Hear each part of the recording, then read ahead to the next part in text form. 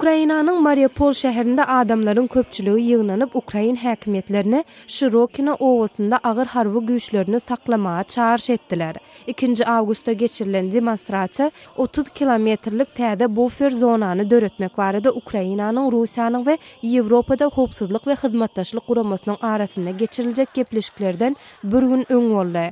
Protestçiler eger bu gepleşiklerde ılalaşa gelinip Ukraina Şirokina owasyndan harby güýçlerini çykarsa, Russiýa tarapdar separatistler owany gaýtadan basyp alyp bilerler we onu Mariupola hüjüm etmek üçin esasy baza hökmüne ulanyp bilerler diýdi.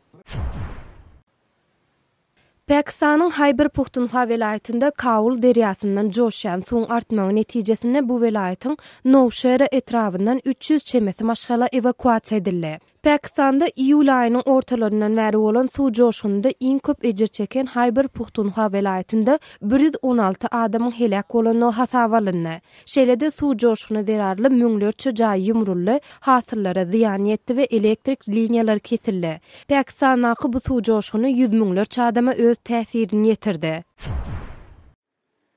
Azerbaýjanyň paýtagty Bakuň suwdyna adam hukuklaryny gorap çykyş edýän Azeri aktivistleri Leyla we Arif Yunusyň suwd düňlenşikleri geçirilýän mahaly suwd zalyna tiz kömek çağıryldy. Maglumatda Arif Yunusyň suwd zalynda näseglandygy we oňa saglyk bejergisiniň berilenligi habar berilýär. Şol sebäpli suwd düňlenşiginiň bir gün soňy goýulandygy ma'lum edildi. Azatlyk radiosynyň habarçylarynyň we beýleki jurnalistleriň suwd zalyna girmegine we düňlenşigi şaýat bolmagyna ruhsat berilmedi. Siz Azatlyk radiosynyň şunky täzelikleri bilen tanyş bolňyz.